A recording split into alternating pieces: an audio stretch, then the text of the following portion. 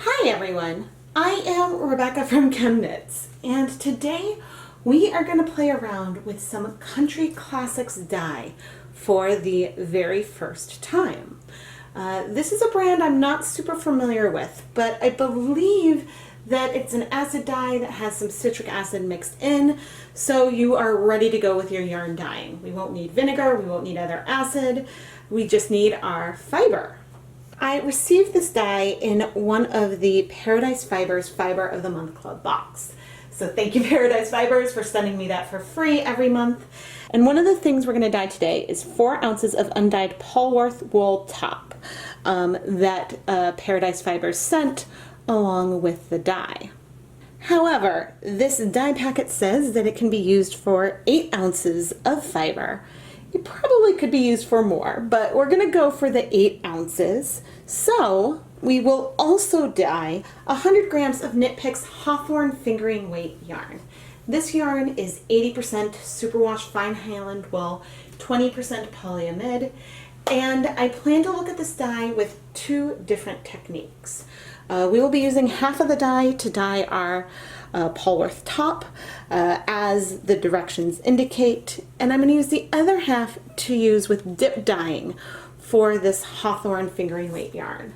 Because although I don't have the same feel with acid dyes when I'm dip dyeing as I do with, say, food coloring, it is just a way for me to get of how pigmented is this color and how fast is it striking the yarn.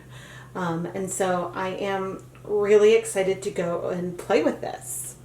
What confuses me about this dye a little bit is I have no sense of what depth of shade we can expect here, because I don't know how much citric acid is in here versus how much dye powder and things like that. With other brands of dye, I usually start with about a 1% DOS, so 1 gram of dye per 100 grams of fiber. So 10 grams of dye for 100 grams of fiber feels like a lot, but that's one of the reasons why we are going to dip dye the superwash yarn, or before we dye the top, just so that way I get a sense of, do I need to add less color to the pot or not? But the color is Deep Orchid, and I think it'll be beautiful. I am pre-soaking all of the fiber in some plain tap water for a couple of hours, although 30 minutes would be sufficient. I added on a reusable nylon zip tie onto the Hawthorne fingering weight yarn. I like doing this as a way to easily help manipulate the yarn and help prevent tangles. If you would like to learn more about the dye, fiber, tools, etc. that I'm using today, you can find affiliate links in the video description. Let's mix up the dye. So inside this packet we have a Ziploc bag that has all of our dye powder. My voice is muffled because I am wearing a respirator mask, which I always do whenever I'm using commercial dye powders. And now I'm going to add a little bit of hot tap water. The instructions said to use boiling water, but I'm just using warm tap water because that's what I frequently use when making dye stacks.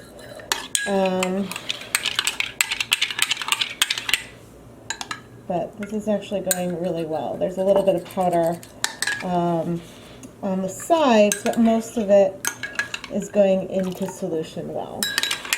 All of the dye is wet in solution, so I've removed the respirator. And wiping down my counter, which is protected with just a vinyl shower curtain, actually there wasn't, all the powder ended up in the container where I wanted it. Now, as stirring, you can see sometimes I splash up, but this is actually pretty good. I added water until the total volume was 2 cups of liquid. This way I can play around with the amounts and the proportions pretty easily as we dye the yarn and our roving. So yep, Country Classics dyes say nothing else to add but water. The official recommendations is to use about 5 quarts of water in the dye pot. However, I have added 16 cups or 4 quarts of water, which means that the solution will be a little more acidic than what they recommend. So we will see. Now to this dye bath, I am going to add 1 cup total of our mixture, which should be enough to dye the 100 grams or a little under 4 ounces of yarn. Whoops, I was wrong about something. A little bit ago I said that I would make things a little more acidic because I had less water, but functionally here I have only added half of the dye, so that's only half of the acid, so it's a little less acidic than what they recommend. So maybe to have the proportions correct, I should have used about half the volume of water that I have in here. But I'm not going to worry about that, and we can always add the remaining dye to this dye bath to get the proportions that they recommend. So we'll see. I'm waiting to start because I'm going to do a Patreon behind the scenes live stream. But this stuff is foaming. What? I don't think I have experienced something quite like that before. I don't know if it's a dye or if I possibly had soap in the pot. What? We are just below a boil because when we're boiling a little bit, we see more foam. So anyway, let's get ready to go. Let's start dip dyeing. I did remove most of the liquid from the pre-soak. And now that I'm destructing the surface, I will, ooh, that's a really pretty color. Turn the heat back up a little bit. The yarn is definitely cool. And I'm not sure how quickly this color will strike. There is a ton of dye in here though. My gut already wants me to add even more vinegar, but yeah. Oh, you know what I don't have around? I don't have any yarn mops around. And I have a feeling that I might not get a very much of a repeating type gradient here, because I am almost to the top already, and I mean, I can go in like a tiny bit further. I mean, that's definitely getting paler. So I have, yeah, my spoon over here. But it does not appear that we are near any kind of clearing. Okay, let's take a look. Oh, okay. That color is definitely less pigmented than it was. Coming a little bit translucent, which is good to know. Let's go ahead and put the rest of that yarn in. A little bit, and I'm wiggling it around with this tie. But the nice thing about using these reusable zip ties, oh dear, of course I like messed it up a little bit, but the nice thing about using these removable zip ties is that I can put the yarn in and remove it back again. Okay, we're starting to clear. I'm not sure how much of a gradient we will see. And not that when I'm saying a gradient, I mean when you look at the skein, you'll see the like deepest pink all the way to a paler pink. Not talking about like a gradient yarn where you might actually see a gradient go through, but this is really, really pigmented. I would put this near,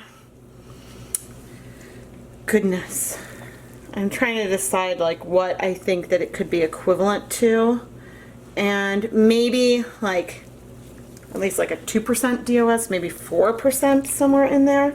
It depends on the color, because obviously like a color like black or navy is more pigmented than like a pastel rose pink.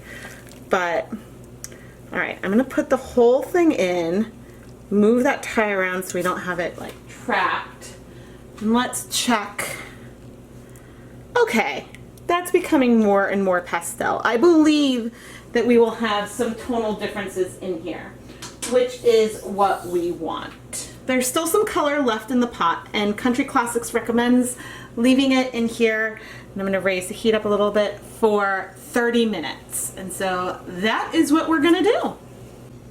It's only been 20 minutes, but there's still a ton of color in there. And yeah, we definitely have a gradient. It's going to be super, super, super subtle. Super subtle. But I'm going to go ahead and add, we're going to do a 1-2 glug of white vinegar, and keep heating for the additional 11 minutes that are on our timer. And I went ahead and did this because they recommend adding a 1/4 cup of vinegar, and I think that I added at least that. A 1/4 cup of vinegar and heating another 10 minutes if the color hasn't all absorbed. But given that this is acidized and my experience with acidized, the 20 minutes should have been fine. I mean, there is a lot of dye, so anyway. I am going to step back and we'll come back in 10 minutes. Just walking by, it seems like that extra vinegar has helped a lot. And there is still some color in the pot, but there's a lot less than there was before. I am going to turn off the heat and let this cool down in the pot. Yes, I know that this means that I will need to wait longer before I can do that roving, but yeah, that I think is also just totally fine. So I will either leave it till it's completely cool or until it looks like the dye bath has cleared. The dye bath has cleared completely, and hopefully we won't see any crocking with this color, but I can say that it is deep, rich, and beautiful. Let's start washing our beautiful yarn using some water left over from the pre-soaks that is at room temperature. All right, let's see. This color is pigmented, and so far, so good. I am not seeing any bleeding.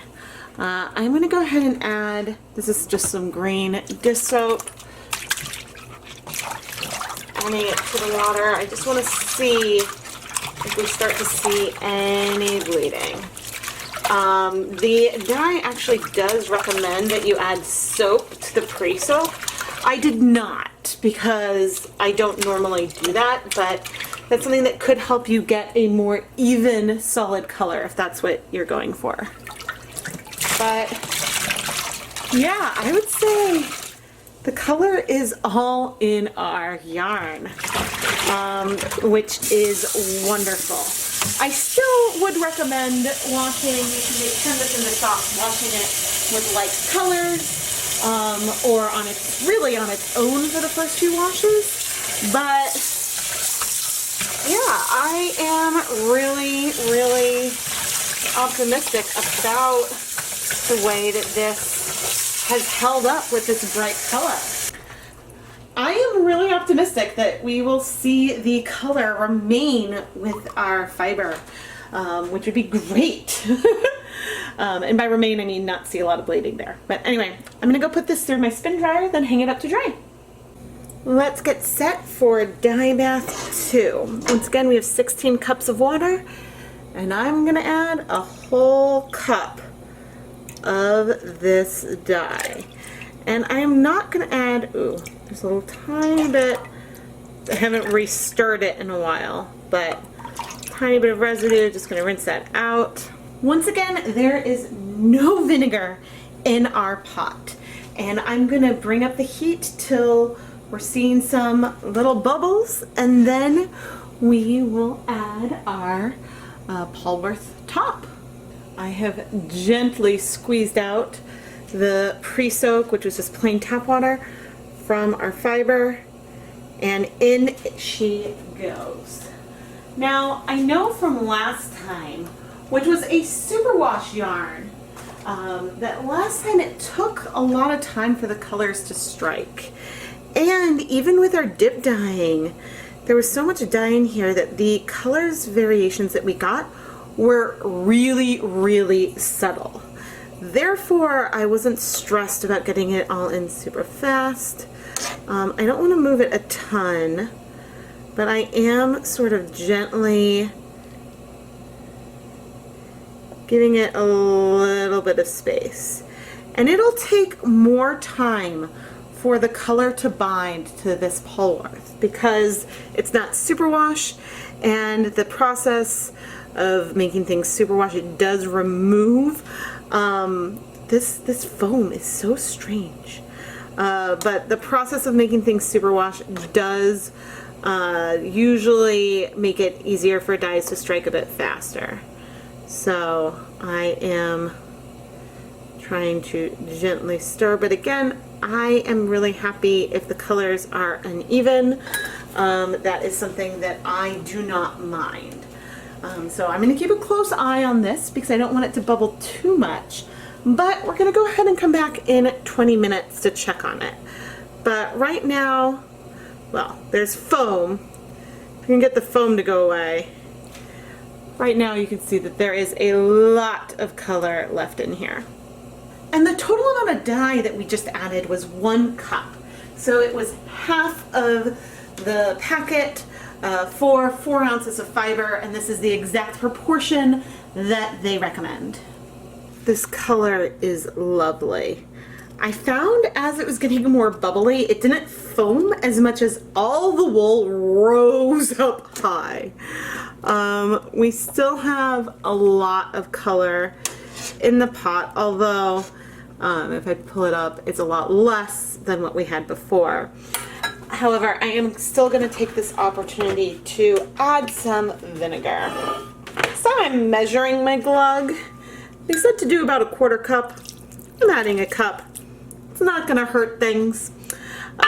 There's a lot of water in here, and so I am just sort of trying to gently move that vinegar around, but I'm going to leave it on the heat for 10 more minutes. Okay, the 30 minutes are up, and oh, that acid helped. I see a tiny bit of color in here, but I'm going to now turn off the heat and leave this to cool completely before we go and wash it. And by that I mean it'll be tomorrow when we come to wash it. Let's rinse out our beautiful, beautiful Polwarth top, and I'm gently removing it from the Dyebath and placing it in some cool tap water. But you can see our Dyebath is clear. So that is great. And now we are in just some clear water. Ooh, I want to be very careful. I'm gently pressing down to try to rinse this out. And there is a small amount of bleeding, which honestly I am not the most upset by. I'm adding a tiny bit of dish soap because I want to check and see if the bleeding will get heavier with the addition of soap. Okay, gently putting it in, letting it spread out, sort of soak up that soapy water, which of course because of the suds you can't see, but I'm going to let it sit in here. Oh dear. Oh, that's not looking bad. Oh, for a second I thought it was heavy bleeding, but I was just looking at the fiber through it. Okay, I'm going to let this soak a tiny bit and then we'll come and check. Let's see. Yeah, it's a little bit of bleeding, but again, we added a lot of color. I have no idea what DOS this is, but it is fairly pigmented. I am going to rinse it a few more times in some plain tap water. If things continue to bleed, I mean, it's not crocking on my hands, so my hands aren't picking up any color. So therefore, I would be comfortable spinning this as is, and then washing it a little more thoroughly once it's spun, because then felting is less of a concern. But I'm going to rinse it a few more times, and if the bleeding doesn't stop, I will come let you know and we'll talk about it. Okay, this is the second soak post soap, and it looks like the bleeding has stopped. It doesn't mean it couldn't bleed more in the future, but I am happy. So now I'm going to go put this through my spin dryer and hang it up to dry. Here is all of the fiber that we dyed with the Country Classic dyes for the first time. We split one packet of dye that contained 20 grams in half. So we used the same amount of dye on 100 grams of Knit Picks Hawthorne fingering weight sock yarn, and on 4 ounces, which is a little over 100 grams, of Paradise Fibers Polwarth top. The yarn color feels a little more vibrant, but we did do different techniques. With the yarn, we dip dyed, so a portion of the yarn was in contact with the dye longer, giving us this more vibrant sort of magenta color, and then the more pastel-y pink on the other side. We do see some really beautiful color breaking on the unspun fiber. There are portions that are more purple, definitely more pink, and then a little bit more dusty pink. Some of this is tonal variation, but I think that there were some blues in this mixture because you don't normally see purple and pink, different hues of color.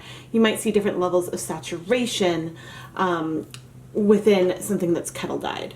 But I think that this makes this fiber even more beautiful, and I think that the yarn that you could create from this will be absolutely extraordinary.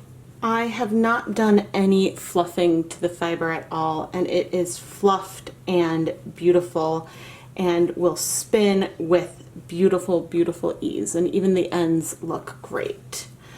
We do have good color penetration towards the center of the fiber, which is great.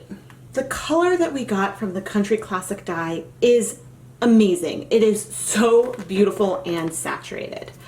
But the real question is, would I switch over to Country Classic, an acid dye that is mixed with citric acid already, when otherwise I've been using, say, Dharma and Jacquard, which are just the dye powder?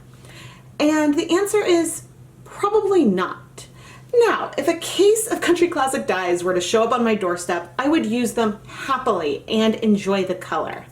But given the journey that I have gone thus far with commercial acid dyes, I'm starting to get a sense of how much vinegar, less so how much citric acid, but I know about how much vinegar I want to add to make the color strike fast or strike slow.